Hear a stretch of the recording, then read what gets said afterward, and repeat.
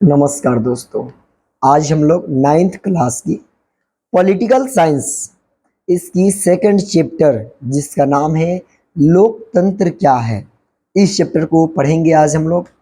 तो पूरी दुनिया में शासन करने की जो व्यवस्था है ये अलग अलग प्रकार की रही है। जैसे दुनिया में शासन करने यानी सत्ता चलाने की बात करें तो राजशाही तरीका से, प्रजातंत्र तरीका से, परिवारवाद तरीका से, तानाशाही तरीका से, सैन्य शक्ति की तरीका से, इन सभी व्यवस्थाओं से शासन किया जा रहा था और ये सत्ता चलाने की प्रवृत्ति रही। लेकिन इन सभी से ऊपर एक और व्यवस्था आई जिसका नाम लोकतंत्र रहा। तो आखिर इन सभी व्यवस्थाओं के बावजूद लोकतंत्र आखिर इतना प्रचलित इस पूरे विश्व में कैसे हुआ? लोकतंत्र की जो व्यवस्था है आज पूरे दुनिया में इसकी मांग क्यों बढ़ी है, क्या रीजन है, इस चीज को हम लोग पढ़ेंगे। इसके पीछे वाले चैप्टर में हम लोगों ने पढ़ा कि लोकतंत्र आखिर कैसे अपना पांव पूरी दुनिया में पसार रखा। लोकतंत्र को लागू होने में कितना कठिनाई करना पड़ा। अभी भी कुछ देश अलोकतांत्रिक हैं, कुछ देश लोकतांत्रिक हैं। जिस देश में लोकतंत्र नहीं है यानी कि जो देश अलोकतांत्रिक व्यवस्था में जी रहे हैं, वहां की जनता प्रयास कर रही है कि वहां जल्द से जल्द लोकतंत्र की बहाली हो सके। क्योंकि अभी के समय में अगर शासन की सबसे अच्छी व्यवस्था है, सबसे अच्छी पद्धति प्रणाली है तो है लोकतंत्र। यानी लोकतंत्र लोगों को स्वतंत्र जीवन जीने का अधिकार प्रदान करती है, समानता का अधिकार प्रदान करती है। इसी कारण से लोकतंत्र आज पूरी दुनिया में अपनी पांव पसार रही है, वो भी बहुत प्रगतिशील गति से। तो अब हम आगे बात करेंगे कि आखिर ये लोकतंत्र क्या है। इस चैप्टर में पढ़ेंगे लोकतंत्र क्या है, शासन के लिए लोकतंत्र ही क्यों जरूरी है। तो सबसे पहले बात करेंगे कि जो लोकतंत्र है, ये लोकतंत्र का मुख्यतः दो रूप होता है, एक प्रत्यक्ष रूप और दूसरा अप्रत्यक्ष रूप। लोकतंत्र की सफलता के लिए अपनी कुछ शर्तें हैं, इन शर्तों को भी हम लोग पढ़ेंगे कि कौन कौन शर्त से लोकतंत्र को आगे बढ़ाया जा सकता है। तो अब बात करेंगे कि आखिर लोकतंत्र है क्या। तो इसके कुछ हिस्ट्री में मेन पॉइंट और सभी लोग ध्यान से सुनेंगे, सुनने का प्रयास करेंगे।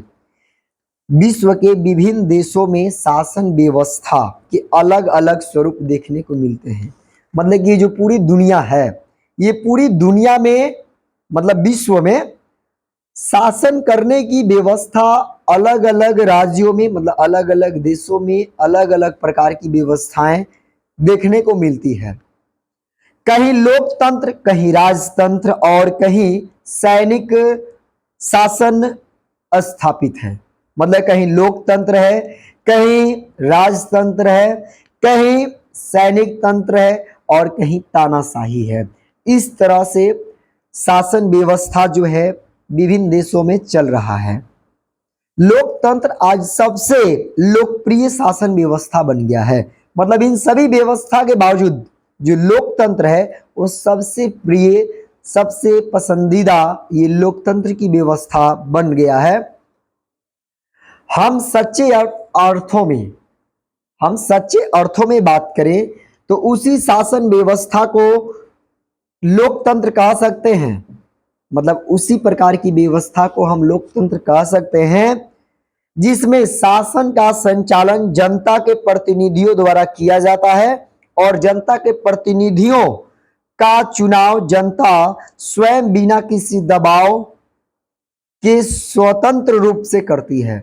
मतलब कि हम उसी व्यवस्था को लोकतंत्र कह सकते हैं जहां की शासन जनता के द्वारा चुनी गई प्रतिनिधियों के द्वारा चलाया जाता है और जनता जो है अपनी प्रतिनिधि को बिना किसी दबाव, बिना किसी तनाव के चुनाव करती है। उसी व्यवस्था को हम लोकतांत्रिक व्यवस्था कहते हैं। इसी आधार पर विश्व के विभिन्न देशों के शासन व्यवस्था को लोकतांत्रिक और अलोकतांत्रिक श्रेणियों के अंतर्गत रखा जाता है। मतलब कि विश्व की जो शासन व्यवस्था है हम दो भागों में बांट देते हैं। एक लोकतांत्रिक व्यवस्था जहां पर जनता खुद प्रतिनिधि को चुनती है और प्रतिनिधि जो है जनता के अनुसार चलती है और बिना किसी दबाव के, बिना किसी तनाव के, बिना किसी कठिनाई के जनता अपने प्रतिनिधि को चुनती है। इस प्रकार की व्यवस्था जिस देश में है उस देश को लोकतांत्रिक देश कहा जाता है। जिस देश में ऐसी व्यवस्था नहीं है उस देश को अलोकतांत्रिक वर्ग में रखा जाता है, अलोकतांत्रिक देश कहा जाता है।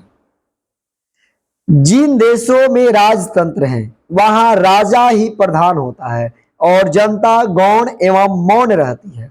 मतलब जिस देश में राजतंत्र होता है वहां का राजा ही प्रधान होता है और जनता जो है मौन होती है, जनता के पास कोई अधिकार नहीं होता है। शासन की व्यवस्था जो है राजतंत्र में वो वंशानुगत चलता है। मतलब कि राजतंत्र की व्यवस्था में जो शासन की प्रणाली है ये वंशानुगत चलता है और राजा की मृत्यु के बाद उसका बेटा या भाई शासक बनता है, दूसरा कोई नहीं। मतलब कि अगर राजतंत्र में शासन चलता है तो राजतंत्र की व्यवस्था में राजा ही प्रधान होता है, जनता मौन रहती है। अगर राजा की मृत्यु हो जाती है तो उसका बेटा या फिर उसका भाई ही शासन को संभालता है, इसके अलावा दूसरा कोई नहीं। नेपाल की बात करें तो नेपाल में 2006 से पहले इसी प्रकार की शासन व्यवस्था थी। मतलब कि राजतंत्र की व्यवस्था नेपाल में 2006 से पहले थी, परंतु वर्तमान में वहां लोकतंत्र की स्थापना हो चुकी है। 2008 से पूर्व पाकिस्तान में सैनिक तंत्र था। मतलब कि 2008 से पहले पाकिस्तान की जो शासन व्यवस्था था वो सैनिक तंत्र था, सैनिकों के द्वारा पाकिस्तान पर शासन चलता था। परंतु अभी वहां भी निर्वाचन के बाद सैनिक तंत्र समाप्त हो चुका है और लोकतांत्रिक सरकार का गठन हो चुका है। मतलब कि वहां भी सैनिक तंत्र की व्यवस्था समाप्त कर दी गई है और लोकतांत्रिक व्यवस्था चालू कर दिया गया है। इन सभी चीजों से स्पष्ट है कि परवेज मुशर्रफ के सैनिक तंत्र को लोकतांत्रिक सरकार की श्रेणी में नहीं रखा जा सकता है। पाकिस्तान में राष्ट्रपति के पद पर आसिफ अली की जरदारी और प्रधानमंत्री के पद पर यूसुफ रजा गिलानी के स्थापित होने के बाद पाकिस्तान भी लोकतांत्रिक शासन व्यवस्था की श्रेणी में आ गया।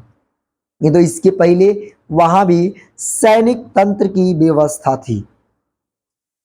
चीन की साम्यवादी सरकार को भी लोकतांत्रिक सरकार की श्रेणी में नहीं रखा जा सकता। मतलब चीन की जो साम्यवादी सरकार है तो चीन की साम्यवादी सरकार को लोकतांत्रिक सरकार में नहीं रखा जा सकता क्योंकि वहां कम्युनिस्ट पार्टी का अधिनायकत्व है। वहां कम्युनिस्ट पार्टी का ही सरकार बन सकती है। चीन में चुनाव भी होते हैं परंतु कम्युनिस्ट पार्टी का ही उस पर पूर्ण नियंत्रण होता है। मतलब कि कम्युनिस्ट पार्टी के अलावा दूसरा कोई सरकार नहीं बन सकता है चाइना में, यानी कि चीन में। इन सभी चीजों से स्पष्ट होता है कि 2006 के पूर्व नेपाल की शासन व्यवस्था परवेज मुशर्रफ के समय में पाकिस्तान की शासन व्यवस्था तथा वर्तमान में चीन की शासन व्यवस्था को हम लोकतांत्रिक नहीं कह सकते। मतलब कि उसको लोकतंत्र के अंतर्गत नहीं रखा जा सकता। लोकतंत्र के अलावे दूसरी व्यवस्था यानी कि साम्यवादी, तानाशाही, राजतंत्र, इस टाइप के शासन व्यवस्था बोला जाए। इसके विपरीत अगर बात करें तो ब्रिटेन और भारत की शासन व्यवस्था को लोकतांत्रिक कहते हैं। इन दोनों देशों में यानी ब्रिटेन और भारत में देशों में जनता की प्रतिनिधि शासन करते हैं, मतलब कि जो जनता प्रतिनिधि को चुनती है वही शासन करती है।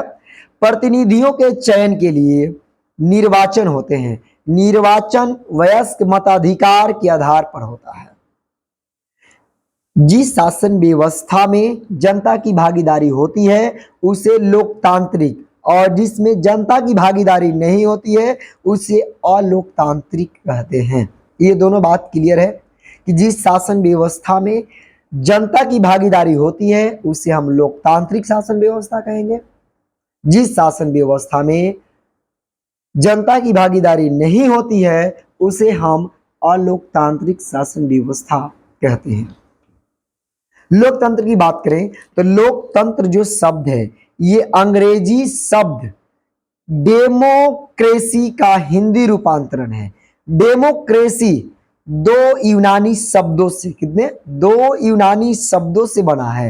एक डेमोस और दूसरा क्रेसिया। तो डेमोस का अर्थ होता है जनता और क्रेसिया का अर्थ होता है शासन, यानी कि जनता की शासन। लोकतंत्र का मतलब हुआ जनता का शासन, यानी कि लिख सकते हैं लोकतंत्र इक्वल टू जनता प्लस जनता की शासन। यही जो दो व्यवस्था है लोकतंत्र को दर्शाएगा। इस प्रकार से हम बोल सकते हैं व्युत्पत्ति की दृष्टि से कि लोकतंत्र का जो अर्थ है वो जनता का शासन हुआ। दूसरे शब्दों में अगर इसी बात को हम स्पष्ट क्लियर करें तो लोकतंत्र का अर्थ ऐसी शासन प्रणाली से है जिसमें जनता स्वयं भाग लेती है। लोकतांत्रिक शासन प्रणाली में संप्रभुता जनता में निहित रहती है, मतलब जो मेन पावर होता है लोकतंत्र में वो जनता होती है। संप्रभुता का अर्थ निर्णय करने की सर्वोच्च शक्ति है। यह ऐसी शक्ति है जिसके ऊपर और कोई शक्ति नहीं होती, मतलब कि लोकतंत्र में जनता की शक्ति के ऊपर दूसरा कोई शक्ति कार्य नहीं कर सकता। इन सभी चीजों से स्पष्ट है कि लोकतंत्र में सरकार में जनता की भागीदारी होती है और साथ ही उसका नियंत्रण भी। जब तक जनता चाहती है तब तक सरकार बनी रह सकती है, मतलब जब तक चाहेगी जनता की सरकार बनी रहे तब तक सरकार बनी रह सकती है। इसी आधार पर अमेरिकी राष्ट्रपति अब्राहम लिंकन ने लोकतंत्र की परिभाषा देते हुए कहा कि लोकतंत्र जनता का, जनता द्वारा और जनता के लिए शासन है। मतलब कि अब्राहम लिंकन ने लोकतंत्र को परिभाषित करते हुए कहा कि ये जो लोकतंत्र है तो लोकतंत्र जनता का, जनता द्वारा, जनता के लिए शासन है। मतलब कि लोकतंत्र में हर चीज जनता ही है। राजा जनता ही है, मेन पावर जनता ही है, शासक जनता ही है। प्रथम विश्व युद्ध के बाद, मतलब फर्स्ट वर्ल्ड वॉर के टाइम से एक आदर्श व्यवस्था के रूप में लोकतंत्र की लोकप्रियता की लहर फैल गई। मतलब कि प्रथम विश्व युद्ध के बाद लोकतंत्र का जलवा आ गया इस पूरे विश्व में, मतलब कि लोकतंत्र फेमस होते गया। प्रथम विश्व युद्ध के समय स्पष्ट रूप से यह घोषणा की गई कि विश्व में लोकतंत्र की रक्षा के लिए यह युद्ध लड़ा जा रहा है।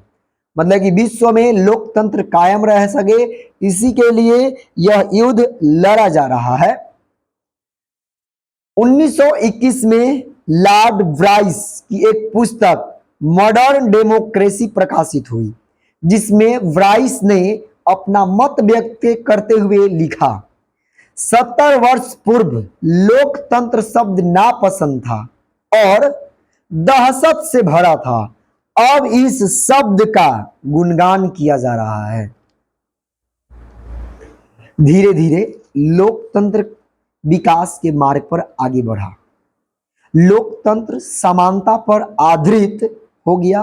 राजनीतिक समानता की स्थापना हुई, परंतु इससे ही काम चलने को न था। शासन का प्रवेश सामाजिक और आर्थिक जीवन में भी हुआ। इस सिद्धांत को प्रोत्साहन मिला, मतलब ये जो सिद्धांत रहा, इस सिद्धांत को प्रोत्साहन मिला कि आर्थिक समानता के अभाव में राजनीतिक स्वतंत्रता निरर्थक है। मतलब कि आर्थिक समानता के अभाव में राजनीतिक स्वतंत्रता निरर्थक है। 1917 की रूसी क्रांति ने आर्थिक लोकतंत्र की नींव को मजबूती प्रदान की। इस प्रकार लोकतंत्र का विकास कई चरणों में हुआ। प्रथम चरण में उत्तरदायित्व का सिद्धांत पनपा। दूसरे चरण में सार्वजनिक वयस्क मताधिकार की परंपरा स्थापित हुई और तीसरे चरण में राजनीतिक समानता के सिद्धांत का विस्तार आर्थिक समानता के दृष्टिगोचर के रूप में हुआ। मतलब कि लोकतंत्र 3 चरणों से गुजरा और आज दुनिया के नंबर 1 शासन व्यवस्था बन चुका है। उपयुक्त संदर्भ में ही, मतलब ये जितना हम लोग पढ़े लोकतंत्र की कहानी, तो उपयुक्त संदर्भ में ही लोकतंत्र का सही अर्थ समझा जा सकता है। सही अर्थ में लोकतंत्र एक जीवन दर्शन, मतलब अगर सही मायने में बात करें तो लोकतंत्र एक जीवन दर्शन, एक सामाजिक व्यवस्था, एक आर्थिक ढांचा तथा राज्य का स्वरूप है। लोकतंत्र का सही अर्थ हुआ, लोकतंत्र एक प्रकार का शासन है, एक सामाजिक व्यवस्था का सिद्धांत है, एक विशेष प्रकार की मनोवृत्ति है तथा एक आर्थिक आदर्श है। इसके अंतर्गत राजनीतिक, सामाजिक एवं आर्थिक व्यवस्था तथा दैनिक व्यवहार के सामाजिक एवं सांस्कृतिक मानदंड सम्मिलित है। अब हम लोग बात करेंगे अगला नेक्स्ट टॉपिक, प्रत्यक्ष तथा अप्रत्यक्ष लोकतंत्र। कि प्रत्यक्ष और अप्रत्यक्ष लोकतंत्र क्या है, क्या होता है प्रत्यक्ष और अप्रत्यक्ष लोकतंत्र। तो लोकतंत्र 2 प्रकार के होते हैं, यानी कि 2 भागों में बांटा गया है लोकतंत्र को। एक प्रत्यक्ष लोकतंत्र तथा दूसरा अप्रत्यक्ष लोकतंत्र। ये प्रत्यक्ष लोकतंत्र क्या है और अप्रत्यक्ष लोकतंत्र क्या है, तो ध्यान देंगे कि प्रत्यक्ष लोकतंत्र शासन का यह एक ऐसा रूप है जिसमें जनता प्रत्यक्ष रूप से शासन करती है, प्रतिनिधियों द्वारा नहीं किया जाता। मतलब कि प्रत्यक्ष लोकतंत्र में जनता खुद शासन करती है, जनता मिलकर ही सब काम करती है। इसमें प्रतिनिधियों का चुनाव नहीं किया जाता है, जो कुछ भी काम होता है वो जनता खुद करती है। यानी कि जनता को अगर सड़क बनाना है तो जनता खुद आपस में पैसा इकट्ठा करेगी और सड़क का निर्माण कराएगी।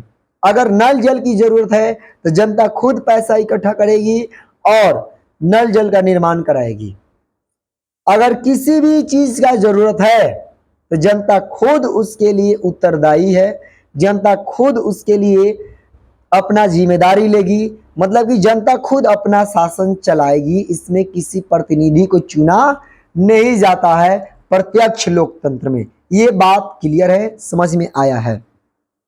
और प्रत्यक्ष लोकतंत्र जो है अभी के दुनिया में संभव नहीं है, बल्कि कुछ ऐसे हैं जो अभी भी हैं। तो स्विट्जरलैंड के कुछ ऐसे हिस्से हैं जहां पर प्रत्यक्ष लोकतंत्र को देखने को मिलता है। इसके अलावा ये जो प्रत्यक्ष लोकतंत्र की शासन प्रणाली है, ये हमारे प्राचीन भारत, चीन, यूनान तथा रोम में प्रचलित था। प्रत्यक्ष लोकतंत्र उस समय लोगों की जो जरूरत होती खुद अपने आप से पूरा करता। यानी कि अगर कुआं खुदवाने की जरूरत होता तो खुद अपना पैसा इकट्ठा करता और अपने मोहल्ले में, अपने गांव में वह व्यवस्था करा लेता। तो ये जो व्यवस्था प्रत्यक्ष लोकतंत्र था ये प्राचीन काल में था और आज के समय में स्विट्जरलैंड के कुछ ही हिस्सों में बचा हुआ है प्रत्यक्ष लोकतंत्र। यानी कि यह जो लोकतंत्र है प्रत्यक्ष लोकतंत्र का उपकरण के रूप में है जनमत संग्रह, आरंभन, प्रत्यावर्तन, लोक निर्णय आदि, जो कि अभी के समय में, आधुनिक समय में प्रत्यक्ष लोकतंत्र संभव नहीं है। अब लोकतंत्र के दूसरे हिस्से की बात करते हैं, अप्रत्यक्ष लोकतंत्र। तो प्रत्यक्ष लोकतंत्र शासन का एक आदर्श स्वरूप रहते हुए भी आधुनिक युग में संभव नहीं है। मतलब कि लोकतंत्र का सबसे अगर बढ़िया रूप है तो प्रत्यक्ष लोकतंत्र है, लेकिन यह व्यवस्था आधुनिक युग में संभव नहीं है। यही कारण है कि आधुनिक युग में अप्रत्यक्ष लोकतंत्र की ही परंपरा स्थापित है। मतलब कि अभी के समय में अप्रत्यक्ष लोकतंत्र ही चलाया जा रहा है। अप्रत्यक्ष लोकतंत्र क्या है आखिर? तो अप्रत्यक्ष लोकतंत्र शासन का वह स्वरूप है जिसमें जनता के प्रतिनिधियों द्वारा शासन चलाया जाता है। मतलब कि अप्रत्यक्ष लोकतंत्र में जनता प्रतिनिधि को चुनती है और वही प्रतिनिधि जनता पर शासन करती है। जनता के प्रतिनिधि ही प्रशासनिक निर्णय करते हैं, कानून भी बनाते हैं तथा सरकार पर नियंत्रण रखते हैं। नागरिक मताधिकार के द्वारा अपने प्रतिनिधियों का निर्वाचन करते हैं। अगर प्रतिनिधि जनता के अनुसार काम की, जनता की अच्छा से सेवा की, तो अगला बार उसी प्रतिनिधि को फिर से चुनेगी दोबारा। अगर प्रतिनिधि अच्छा नहीं रहा, जनता के मुताबिक नहीं चला, तो जनता अपना मताधिकार का प्रयोग करके उस प्रतिनिधि को हटा सकती है। एक निश्चित अवधि के लिए नागरिक अपने प्रतिनिधियों को चुनते हैं जो विधायिका के सदस्य के रूप में कानूनों का निर्माण करते हैं। मतलब यही लोग विधायिका के रूप में जाकर के कोई भी कानून का निर्माण करने का काम करते हैं। ऐसे प्रतिनिधियों को निश्चित अवधि के बाद पुनः निर्वाचन का सामना करना पड़ता है। जिन प्रतिनिधियों का कार्य संतोषप्रद नहीं माना जाता है, मतलब कि अगर अच्छा कार्य नहीं माना जाता है संतोषप्रद, तो उस प्रतिनिधि को हटा दिया जाता है और फिर दूसरा प्रतिनिधि को चुनाव किया जाता है और जो पहला प्रतिनिधि है वो हार जाता है। अब हम लोग बात करेंगे लोकतंत्र की विशेषता पर कि आखिर लोकतंत्र की विशेषता है क्या। कुछ तो विशेषता होगी इस तथाकथित लोकतंत्र की। तो बात करते हैं लोकतंत्र की विशेषता पर। तो लोकतंत्र का अर्थ एवं स्वरूप समझने के बाद इसकी विशेषताएं भी स्पष्ट हो जाती है कि कौन कौन सी विशेषता है। इन विशेषताओं के रहने पर ही किसी देश की शासन पद्धति को पूर्ण लोकतांत्रिक कहा जा सकता है। मतलब जो विशेषता की हम लोग बात करेंगे, अगर ये विशेषता उस वहाँ की लोकतंत्र प्रणाली में है तो बोला जाएगा कि सच में लोकतंत्र है, अन्यथा नहीं है। तो सबसे पहली विशेषता क्या है लोकतंत्र की? तो सबसे पहली विशेषता है लोकतंत्र की कि लोकतंत्र की पहली विशेषता यह है कि अंतिम निर्णय लेने का अधिकार जनता द्वारा निर्वाचित प्रतिनिधियों के हाथ में रहता है। मतलब कि लोकतंत्र में अंतिम निर्णय लेने का अधिकार वहां के जनता द्वारा चुने गए प्रतिनिधियों के हाथ में रहता है। बहुत से ऐसे देश हैं जहां प्रतिनिधियों को तो निर्वाचित प्रतिनिधियों के हाथ में नहीं रह पाती। मतलब कि वहाँ की जो निर्णय क्षमता है वो वहाँ के चुने गए प्रतिनिधियों के हाथ में नहीं रह पाता है। ऐसे देश अपने को लोकतांत्रिक होने का दावा तो अवश्य करते हैं, परंतु उनके दावे में कोई दम नहीं रहता। मतलब कि ऐसे देश जो हैं वो लोकतांत्रिक होने का दावा करते हैं, लेकिन उनके दावा में कोई दम नहीं रह जाता है। जनरल मुशर्रफ के शासन वाले पाकिस्तान की गणना ऐसे देशों में ही की जाती है। पाकिस्तान में भी जनता के प्रतिनिधियों का निर्वाचन होता था और मंत्री परिषद का भी गठन होता था, परंतु इन दोनों के बीच अंतिम निर्णय लेने की शक्ति नहीं थी। मतलब कि ये लोग अंतिम निर्णय नहीं ले सकते। अंतिम निर्णय लेने का अधिकार वहां के राष्ट्रपति के पास ही था। पाकिस्तान की तरह अन्य तानाशाही और राजशाही शासन व्यवस्थाओं में भी अंतिम निर्णय की शक्ति निर्वाचित जनप्रतिनिधियों के पास नहीं रहकर तानाशाह और राजाओं के पास ही रहती है। ऐसी अवस्था में ऐसी शासन पद्धति को लोकतंत्र की श्रेणी में कदापि नहीं रखा जा सकता है। मतलब कि इस तरह के शासन व्यवस्था वाले देशों को लोकतांत्रिक शासन व्यवस्था में नहीं रखा जा सकता है। ये बात एकदम से क्लियर है, शायद इसमें बताने की जरूरत नहीं है। आगे बात करते हैं लोकतंत्र की दूसरी विशेषता। कि दूसरी विशेषता क्या है? तो लोकतंत्र की दूसरी विशेषता है कि इसका निष्पक्ष और स्वतंत्र निर्वाचन पर आधारित होना। मतलब कि लोकतंत्र की व्यवस्था में देर होती है लेकिन न्याय जरूर होती है। कई ऐसे देश हैं जहां निर्वाचन का स्वांग तो रचा जाता है, मतलब कि निर्वाचन यानी कि वोटिंग होता है, परंतु चुनाव स्वतंत्र एवं निष्पक्ष नहीं होते। विघटन यानी विघटन के पूर्व सोवियत संघ में भी निर्वाचन वैसा ही होता था, परंतु साम्यवादी दल के अधिनायकत्व के कारण सिर्फ साम्यवादी दल के सदस्य अथवा साम्यवादी दल के समर्थक ही निर्वाचन में भाग लेते थे। वर्तमान में चीन में भी यही व्यवस्था है, मतलब चीन भी लोकतांत्रिक देश नहीं है, चीन में भी यही साम्यवादी व्यवस्था है। यहां भी संसद अर्थात राष्ट्रीय जन संसद के सदस्यों का निर्वाचन अवश्य होता है, परंतु निर्वाचन में भाग लेने के लिए उम्मीदवारों को चीन की साम्यवादी दल से स्वीकृति प्राप्त करनी पड़ती है। परिणाम स्वरूप, इन सभी के परिणाम के स्वरूप चीन में साम्यवादी दल की ही सरकार गठित होती है, मतलब कि कोई भी खड़ा हो सरकार साम्यवादी दल का ही बनेगा। मैक्सिको में भी 2000 ईस्वी तक यही स्थिति थी। यहां भी पीआरआई की ही सरकार बनती थी। इस प्रकार एक दल की तानाशाही वाले देशों में लोकतंत्र के अस्त्र निर्वाचन का प्रयोग एक धोखा है अथवा दिखावा मात्र है, मतलब कि केवल निर्वाचन दिखावा टाइप का है। केवल तानाशाही के जो है ये देशों में लोकतंत्र जो है ये दिखावा मात्र का धोखा के रूप में है।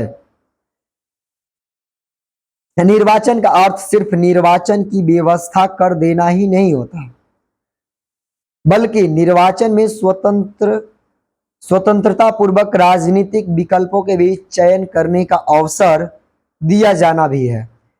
स्पष्ट है कि एक दल तानाशाही वाले राज्यों को लोकतांत्रिक राज्य नहीं कहा जा सकता, मतलब कि जहां पर लोकतांत्रिक व्यवस्था है, चुनाव भी दबाव में किया जाता है, एक ही पार्टी का हमेशा सरकार बनाया जाता है जबरदस्ती, वहां की सरकार को, वहां की व्यवस्था को लोकतांत्रिक व्यवस्था हम नहीं कह सकते। क्या इतना बातें समझ में आया है? अब हम लोग बात करेंगे लोकतंत्र की तीसरी विशेषता पर। लोकतंत्र की तीसरी विशेषता है कि लोकतंत्र का एक व्यक्ति एक वोट एक मोल के सिद्धांत पर आधारित होना। वैसे देशों को भी सही अर्थ में लोकतांत्रिक शासन पद्धति वाले देशों में नहीं गिना जा सकता, जहां बिना किसी भेदभाव के लोगों को सार्वजनिक वयस्क मताधिकार प्राप्त नहीं है, मतलब कि जहां पर सभी लोगों को वयस्क मताधिकार प्राप्त नहीं है उसको भी लोकतांत्रिक देश में नहीं रखा जाता है। मतदान के अधिकार के संबंध में स्त्री पुरुष, बहुसंख्यक अल्पसंख्यक, मूल निवासी तथा विदेश मूल निवासी का भेदभाव कई देशों में अभी भी विद्यमान है। जहां सऊदी अरब में महिलाओं को मताधिकार से वंचित रखा गया है। एस्टोनिया नामक पूर्व सोवियत संघ के गणराज्य में रूसी अल्पसंख्यक समुदाय के लोगों को मताधिकार हासिल करने में मुश्किलें होती हैं। वहां फिजी में भारतीय मूल निवासी के मत का मूल्य फिजी के मूल निवासी की तुलना में कम रखा गया है। लोकतंत्र के लिए यह आवश्यक है कि मत का एक समान मूल्य हो, मतलब कि जहां पर ऐसा मूल्य नहीं है उस देश को हम लोकतांत्रिक देश नहीं कह सकते। अब बात करते हैं लोकतंत्र की चौथी विशेषता पर कि लोकतंत्र की चौथी विशेषता क्या है। तो लोकतंत्र की अंतिम लेकिन सबसे महत्वपूर्ण विशेषता है कि इसमें विधि के शासन और नागरिक अधिकारों को संरक्षण प्राप्त रहता है, मतलब कि इसमें कानून को भी सुरक्षा दिया जाता है और नागरिक अधिकारों को भी सुरक्षित रखा जाता है। लोकतांत्रिक शासन व्यवस्था में नागरिकों को कुछ मौलिक अधिकार प्राप्त किए जाते हैं, उनके संरक्षण को भी व्यवस्था की जाती है। मतलब कि उसके अधिकार और उसकी सुरक्षा, इन दोनों की व्यवस्था की जाती है। विचार और अभिव्यक्ति की स्वतंत्रता, संघ अथवा संगठन बनाने की स्वतंत्रता, राजनीतिक गतिविधियों में सहभागिता की स्वतंत्रता, कानून की दृष्टि में सबको समानता का अधिकार, अवसर की समानता आदि मुख्य अधिकार हैं। इनके संरक्षण के लिए लोकतांत्रिक शासन में स्वतंत्र न्यायपालिका की व्यवस्था की जाती है। मतलब कि इसके सभी अधिकारों में कोई हनन ना हो, अधिकारों के साथ कोई छेड़खानी ना हो, इसके लिए लोकतांत्रिक शासन व्यवस्था में स्वतंत्र न्यायपालिका की व्यवस्था की गई है। सरकार को भी संवैधानिक कानूनों के अनुसार ही आचरण करना पड़ता है। निर्वाचित सरकार को भी मनमाने ढंग से कानून बनाने तथा अपना कार्य का अधिकार नहीं होता। मतलब कि इसमें सरकार भी अपने मन के अनुसार कोई कानून का निर्माण नहीं कर सकती है, अपना मनमाना नहीं कर सकती है। निर्वाचित सरकार अपने क्रियाकलापों के लिए जनता के प्रति उत्तरदायी होती है। उसे अपने नागरिकों के संवैधानिक अधिकारों की रक्षा के लिए सदा तत्पर रहना पड़ता है। सबसे अधिक इस बात के लिए सचेत रहना पड़ता है कि नागरिक मतदान के समय अपने मताधिकार का सही ढंग से प्रयोग कर सके और निर्वाचन में उनकी पसंद के प्रतिनिधि निर्वाचित हो सके। मतलब कि अपने पसंद के अनुसार नेताओं को, मंत्रियों को, यानी कि प्रतिनिधि को चुन सके। निर्वाचन में गलत तरीके नहीं अपनाए जा सके। अधिकांश लोकतांत्रिक सरकारें ऐसे ही प्रयत्न करती हैं, परंतु कुछ देश ऐसे भी हैं जहां लोकतंत्र के नाम पर मतदान में गलत हथकंडे का प्रयोग कर शासक अपने दल की जीत सुनिश्चित कर लेते हैं। मतलब कि गड़बड़ कर लेते हैं, घोटाले कर लेते हैं, अपने तरफ एक तरफा जो वोट है करने की व्यवस्था करते हैं, गलत कार्य करते हैं, सुनिश्चित कर लेते हैं। कह जिम्बाब्वे के रूप में उपस्थित किया जा सकता है उदाहरण के लिए, जिसे 1980 में अल्पसंख्यक गोरों के शासन से मुक्ति मिली। जिम्बाब्वे लोकतांत्रिक राज्य बना। जिम्बाब्वे अफ्रीकी नेशनल यूनियन देशभक्त मोर्चे के नेता रॉबर्ट मुगाबे को देश का प्रधानमंत्री बनाया गया। मुगाबे तब से देश के शासन की बागडोर अपने हाथ में रखे हुए हैं। यहां निर्वाचन भी नियमित रूप से होते रहते हैं और जानू पीएफ को ही बहुमत मिलता रहा है, परंतु निर्वाचन के संपन्न होने मात्र से ही लोकतांत्रिक राज्य की शर्तें पूरी नहीं हो जाती। मतलब कि किसी देश में अगर चुनाव होता है तो ऐसा नहीं है चुनाव संपन्न करने से ही वह देश लोकतांत्रिक हो जाए, ऐसा नहीं है। जिम्बाब्वे में जो हो रहा है वह लोकतांत्रिक व्यवस्था के लिए सही नहीं है। मुगाबे की लोकप्रियता में कमी नहीं है, फिर भी निर्वाचन में गलत तरीके अपनाए जाते हैं, सरकार के विरोधियों को कुचला जाता है, मीडिया की स्वतंत्रता पर अंकुश है। इससे स्पष्ट है कि लोकतांत्रिक सरकार की लोकप्रिय नेता भी तानाशाह हो सकता है। यानी कि अगर वहां की नेता पर किसी का काबू न रहे, बार बार एक ही नेता जीते, बार बार एक ही नेता को जनता जिताए, उस नेता यानी कि उस मंत्री के अगर हाथों में पूरे मीडिया काबू में हो, उसी के कमान पे चले, राज की सभी व्यवस्थाएं उसी नेता के कमान पे चले, वहां की सारी जो व्यवस्था है उसकी देखरेख सभी एक ही नेता की समझ से चले, तो ऐसे नेता लोकप्रिय हो जाते हैं और लोकप्रिय होने के बाद ऐसे ही नेता आगे चल करके तानाशाह बन जाते हैं। अब हम लोग पढ़ेंगे आगे कि लोकतंत्र लोकतंत्र की क्या जरूरी बातें हैं, आखिर लोकतंत्र ही शासन की व्यवस्था के लिए क्यों। तो जितनी भी शासन पद्धतियां हैं सबकी प्रशंसा और आलोचना भी हुई है। लोकतंत्र की भी कुछ विद्वानों ने प्रशंसा की है और कुछ ने आलोचना। मतलब कि जितनी भी शासन व्यवस्था है अभी तक, उन सभी की कुछ आलोचना की गई है और कुछ उसकी प्रशंसा किया गया है। तो हम लोग अब यहाँ देखेंगे कि यहाँ भी लोकतंत्र के कुछ पक्ष में बातें हैं और कुछ विपक्ष में बातें हैं। तो सबसे पहले हम लोग बात करेंगे लोकतंत्र के गुण एवं पक्ष में तर्क, कि लोकतंत्र क्यों बढ़िया है और इसके पक्ष में क्या क्या तर्क दिया गया है। तो बात करेंगे, सबसे पहले का तर्क है लोकतंत्र के पक्ष में कि जनमत पर आधारित, मतलब कि लोकतंत्र जो है ये जनमत पर आधारित है। जनमत पर आधारित शासन का अर्थ यह है कि शासन जनता की सामान्य इच्छा के अनुसार चलाया जाता है। मतलब कि लोकतंत्र जो है, लोकतंत्र की व्यवस्था ये सामान्य जनता के विचारों के अनुसार, मत के अनुसार चलता है। दूसरा तर्क है इसके पक्ष में लोकतंत्र के कि समानता और स्वतंत्रता का पोषक, मतलब कि लोकतंत्र में सभी लोग समान रहते हैं और स्वतंत्र रहते हैं। लोकतंत्र के अंतर्गत जाति, वंश, रंग, धर्म, लिंग आदि के आधार पर भेदभाव नहीं किया जाता है। लेकिन ऐसी बातें नहीं है। हमारे भारत में लोकतंत्र है, तो क्या लोकतंत्र में ऐसी व्यवस्था नहीं है? क्या ऐसा भेदभाव नहीं होता है? 100% होता है। कानून के सामने सभी नागरिक समान माने जाते हैं। इसके अतिरिक्त लोकतंत्र स्वतंत्रता का भी पोषक है। इसके अंतर्गत विचार, भाषण, सभा इत्यादि स्वतंत्रताएं यानी स्वतंत्रताएं दी गई हैं। मतलब कि सभी लोग स्वतंत्र हैं।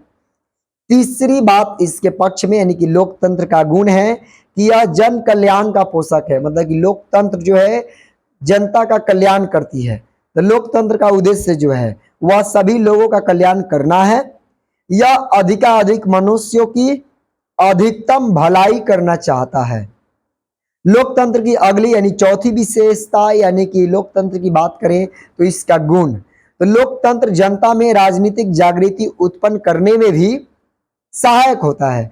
निर्वाचन तथा शासनकर्ता में भाग लेने के कारण राजनीति में चेतना आती है। इसकी पांचवी गुण है लोकतंत्र का कि लोकप्रिय एवं अस्थायी शासन। मतलब कि लोकतंत्र जो है ये बहुत ही लोकप्रिय है और यह एक अस्थायी शासन व्यवस्था है। जनता के हित का सबसे अधिक ध्यान रखे जाने के कारण ही लोकतंत्र सर्वाधिक लोकप्रिय शासन है। मतलब जितने भी शासन व्यवस्था हैं उन सभी शासनों में सबसे ज्यादा अगर जनता का ध्यान रखने वाली व्यवस्था है शासन व्यवस्था तो वह है लोकतंत्र। लोकतंत्र जनता तथा जनता के लिए सरकार है। यह अस्थायी शासन का साधन भी है क्योंकि इसमें जनता ही शासन का संचालन करती है। मतलब कि जनता के द्वारा ही इसमें शासन किया जाता है। इसकी हम लोग छठी गुण की बात करेंगे लोकतंत्र की। आखिर छठा बात क्या है लोकतंत्र के पक्ष में तर्क, तो यह है कि राजनीतिक और सामाजिक क्रांति का भय नहीं। मतलब कि लोकतंत्र में राजनीतिक और सामाजिक क्रांति का कोई भय नहीं रहता है। जनता के संतुष्ट रहने के कारण राजनीति और सामाजिक क्रांति का भय नहीं रहता है। मतलब कि लोकतंत्र में ये जो लोग हैं संतुष्ट होते हैं। सातवीं तर्क क्या है यानी कि लोकतंत्र की सातवां गुण क्या है, तो वो गुण है राष्ट्रीयता और देशभक्ति की भावना का विकास। जनता ही देश का शासक होती है, अतः लोकतंत्र में नागरिकों में देशभक्ति का विकास स्वाभाविक है। जनता को देश के लिए काम करने का मौका मिलता है। यही कारण है कि उसमें राष्ट्रीयता की भावना भी विकसित होती रहती है। और इसका अंतिम और आठवां विशेषता पर बात करेंगे यानी कि लोकतंत्र जो है, लोकतंत्र की जो आठवीं गुण है इसके पक्ष में जो बात किया गया है वो है नैतिक और मानवीय महत्व। यानी कि लोकतंत्र का नैतिक महत्व इस कारण है कि इसे सफल बनाना जनता अपना नैतिक कर्तव्य समझती है। लोकतंत्र का मानवीय महत्व तो स्वाभाविक है क्योंकि यह लोक कल्याण पर आधारित है। अब हम लोग बात करेंगे लोकतंत्र के दोष एवं विपक्ष में तर्क। पक्ष में हम लोगों ने बात किया, अब बात करेंगे लोकतंत्र के विपक्ष में तर्क कि इसके विपक्ष यानी कि इसका दोष क्या है। अनेक लोगों ने इसकी भी दोष निकाला है। तो इसमें सबसे पहले निकाला गया अयोग्यों की पूजा, मतलब कि लोकतंत्र में अयोग्यों की पूजा होती है। प्लेटो और अरस्तु ने लोकतंत्र को मूर्खों का सरकार कहा है। H.G. वेल्स ने भी लोकतंत्र को बुद्धिहीनों एवं अज्ञानियों का शासन कहा है। प्रजातंत्र में मूर्ख तथा विद्वान, सच्चे और झूठे, चरित्रवान एवं चरित्र भ्रष्ट सबको समान रूप से शासन करने का अवसर मिलता है। व्यवहारिक जीवन में शिक्षित व्यक्तियों की कमी के कारण अंततः अयोग्यों के हाथ में ही शासन चला जाता है। अतः अयोग्यों की ही पूजा होने लगती है, मतलब कि लोकतंत्र में अयोग्यों की ही पूजा होने लगती है। जैसे एग्जाम्पल समझाने की जरूरत नहीं है, आप लोगों को समझ में आता है। दूसरा हम लोग विपक्ष में बात करेंगे अनुत्तरदायी शासन। तो सिद्धांततः लोकतंत्र उत्तरदायी शासन है, परंतु व्यवहार में यह अनुत्तरदायी शासन हो जाता है। मतलब कि लोकतंत्र जो है यह एक उत्तरदायी शासन व्यवस्था है, लेकिन जैसे ही व्यवहार में इसका उपयोग किया जाता है तो वह एक अनुत्तरदायी शासन हो जाता है। इनमें उत्तरदायी केंद्र बिंदु को ढूंढना कठिन है। प्रजातंत्र में शासन एक अव्यवस्थित भीड़ के हाथों में रहने के कारण किसी एक व्यक्ति को उत्तरदायी ठहराना कठिन होता है। जनता के प्रतिनिधि भी चुनाव जीतने के बाद अपना उत्तरदायित्व भूल जाते हैं। ऐसा समझाने की जरूरत नहीं है, क्योंकि हम सभी लोग जानते हैं कि किस तरह से नेताओं को जिताने के बाद अपना किया गया सभी वादा भूल जाता है। जनता के हितों को ध्यान में नहीं रखकर दल विशेष के हितों का ध्यान रखा जाता है। मतलब कि जनता के हितों का कोई भी बात नहीं रखा जाता है, बल्कि पार्टी का ही बात रखा जाता है। अब बात करेंगे इसकी तीसरी गुण दोष, इसके विपक्ष में तर्क है समय तथा धन का अपव्यय। लोकतंत्र में चुनावों पर करोड़ों रुपए खर्च होते हैं। चुनाव की प्रत्याशा में ही चुनाव यानी जनता बढ़ने वाली महंगाई से भयभीत हो जाती है। मंत्रियों की संख्या अधिक रहने से भी जनता को धन का अपव्यय होता है। साथ ही जनता के प्रतिनिधियों के वेतन और भत्ते के रूप में राष्ट्रीय आय का एक बहुत बड़ा भाग अनावश्यक रूप से खर्च हो जाता है। ये लोकतंत्र के विपक्ष में कहा गया बात है। चौथा इसके विपक्ष में बात है लोकतंत्र के कि धनवानों की प्रबलता। तो निर्वाचन पद्धति के कारण धनवानों की बन जाती है। मतलब कि जो निर्वाचन पद्धति है, तो निर्वाचन पद्धति के कारण धनवानों की बन जाती है। पैसे के बल पर धनवान गरीब मतदाताओं से मत खरीद कर चुनाव जीत जाते हैं। ऐसा ही होता है, सभी लोग जानते हैं। निर्वाचन में चुने जाने के बाद वे धनवानों के हितों की रक्षा करने लगते हैं। इस प्रकार से गरीबों को सब तरह से नुकसान उठाना पड़ता है। यह है लोकतांत्रिक व्यवस्था के विपक्ष में कही गई बातें। पांचवी बात करेंगे साहित्य, कला एवं संस्कृति का विरोध। मतलब कि लोकतंत्र जो है ये साहित्य, कला और संस्कृति का विरोध करती है। वो कैसे करती है ये चीज देखेंगे। तो लोकतंत्र में उसी कार्यक्रम में धन खर्च किया जाता है जिसमें मत अधिक बटोरा जा सके, मतलब वोट ज्यादा बटोरा जा सके, उसी काम में ज्यादा खर्च किया जाता है। साहित्य, कला एवं संस्कृति के विकास पर जितना ध्यान दिया जाना चाहिए उतना नहीं दिया जाता है। ये बात भी बिल्कुल सही है। इसी आधार पर लोकतंत्र को साहित्य, कला एवं संस्कृति का विरोधी कहा जाता है। इसके बाद लोकतंत्र के विपक्ष में इसका जो दोष बोला जाए वो हम लोग छठा दोष की बात करते हैं, दलगत बुराइयां। तो लोकतंत्र का कार्य दल प्रथा के आधार पर होता है। राजनीतिक दल कपट को उत्साहित करते हैं, स्वाभाविक आदर्शों को हीन बनाते हैं और राष्ट्र के जीवन में फूट डालते हैं। दल हमेशा अपने स्वार्थ की सिद्धि में लगे रहते हैं, देश में दूषित वातावरण का निर्माण करते हैं और जनता के समक्ष भ्रामक आदर्श प्रस्तुत करते हैं। निर्वाचन के समय दलगत बुराइयां और उभर जाती हैं, मतलब दलगत बुराइयां और बढ़ जाती है। सभी दल एक दूसरे को नीचा दिखाने की चेष्टा करते हैं। दलगत बुराइयों को परिणाम स्वरूप पारंपरिक रूप से अगर पारंपरिक कटुता और द्वेष में बुद्धि वृद्धि होती है और नागरिक जीवन अशांत हो जाता है। मतलब कि नागरिकों का जीवन जो शांतिपूर्ण चलता है वो शांति नहीं रह पाता है। अगला बात करेंगे सातवीं इसके दोष के बारे में, विपक्ष की बातें। तो कोरा आदर्शवाद। लोकतंत्र कोरे आदर्शवाद पर आधारित है। इसमें व्यवहारिक पक्ष पर ध्यान नहीं दिया जाता है।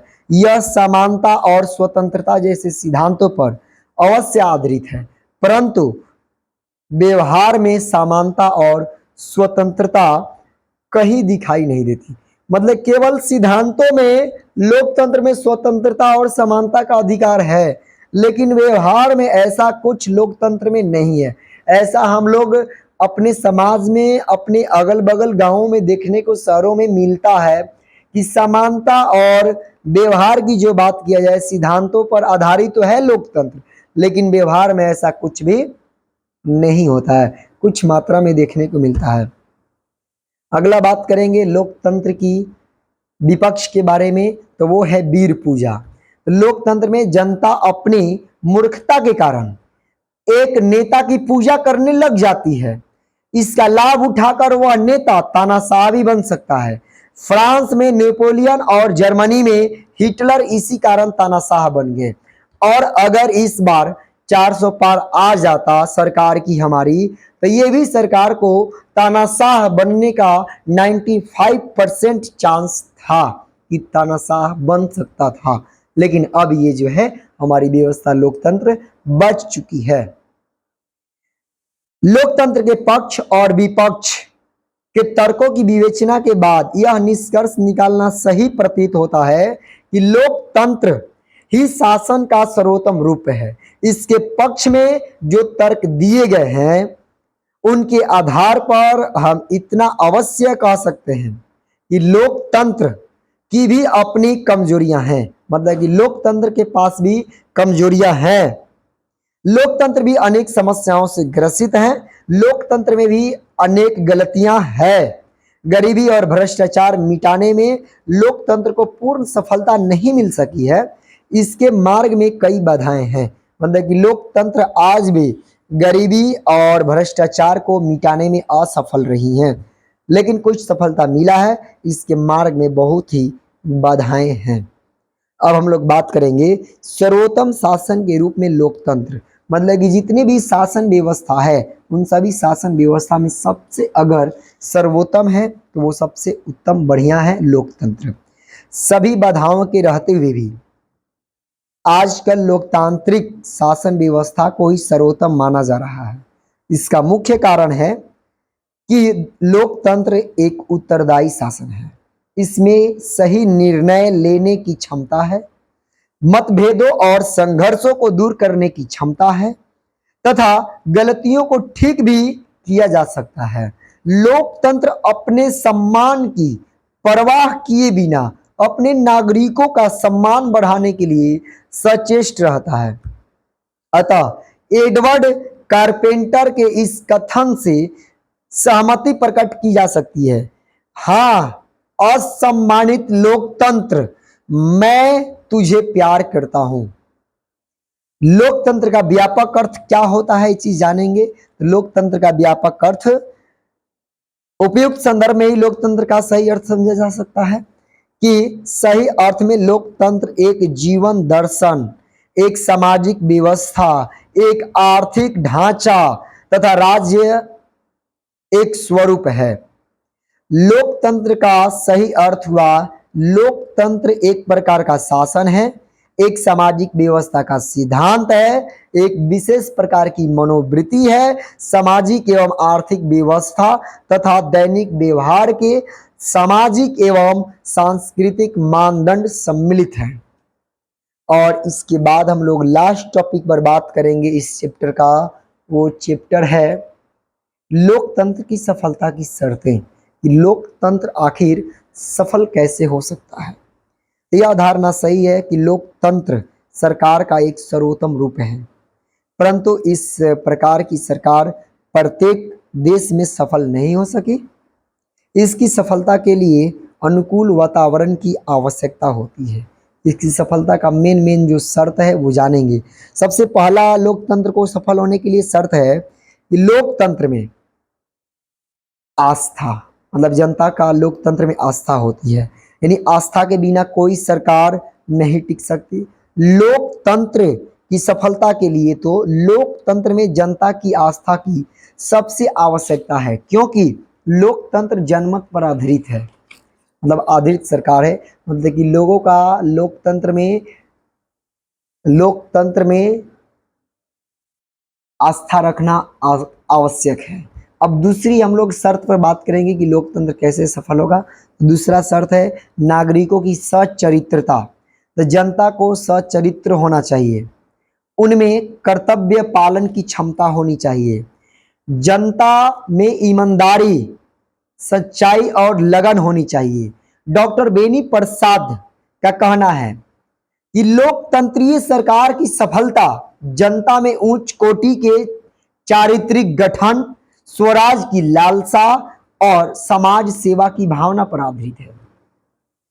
लोकतंत्र के सफल की तीसरी शर्त पर बात करेंगे तो वो है जनता का शिक्षित होना।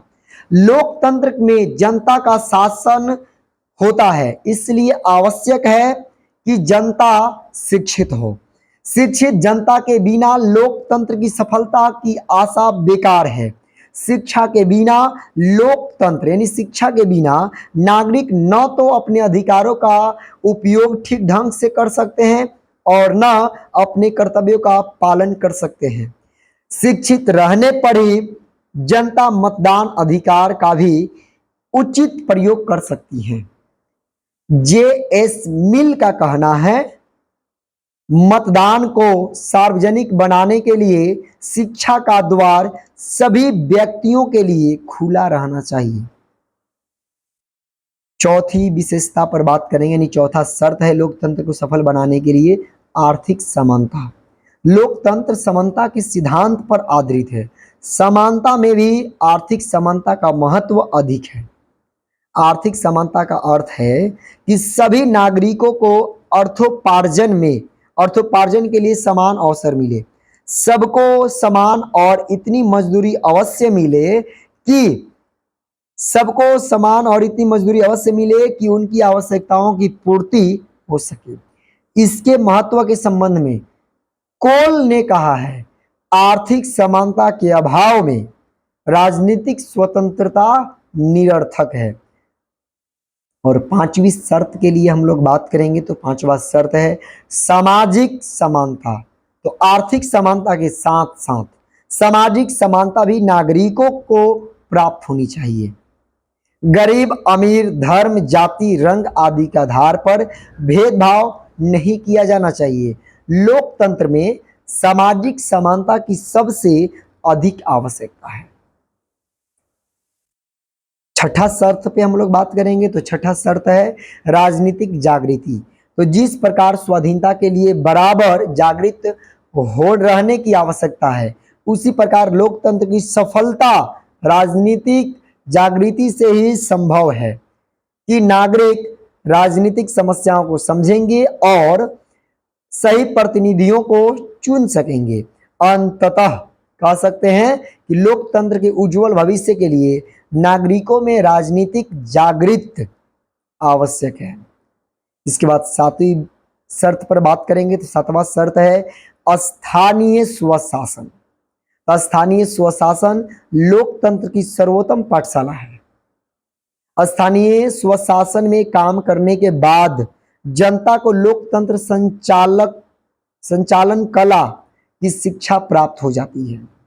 अल्फ्रेड स्मिथ का कहना है कि लोकतंत्र के सभी रोगों का निदान अति लोकतंत्र से हो सकता है।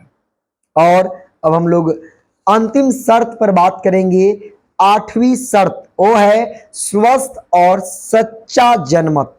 तो जनमत जनता की इच्छा है। जनता की इच्छा ही लोकतंत्र का आधार तथा पथ प्रदर्शक है। कहा भी जाता है सचेत और स्वस्थ जनमत लोकतंत्र की प्रथम शर्त है। इन सभी चीज़ों से स्पष्ट है कि यदि हम चाहें तो लोकतंत्र को सफलता की ओर अग्रसर करा सकते हैं। अनेक बाधाओं और समस्याओं से घिरे रहने के बावजूद भी लोकतांत्रिक शासन व्यवस्था अलोकतांत्रिक व्यवस्था से सर्वश्रेष्ठ है। यदि ऐसा नहीं होता तो नेपाल में लोकतांत्रिक व्यवस्था के लिए इतना बड़ा जन आंदोलन क्यों चलता? म्यांमार में सूची कैद में रहकर भी देश के लोकतंत्र के लिए बहाली यानी क्यों बेचैन रहती? लोकतंत्र में जनता की सक्रिय भागीदारी से लोकतंत्र की समस्याओं पर विजय प्राप्त कर लिया जा सकता है। और इसी के साथ यह चैप्टर जो होता है समाप्त होता है। तो अब हम लोग अगला चैप्टर के बारे में बात करेंगे। इसके साथ बहुत बहुत धन्यवाद आप लोगों का।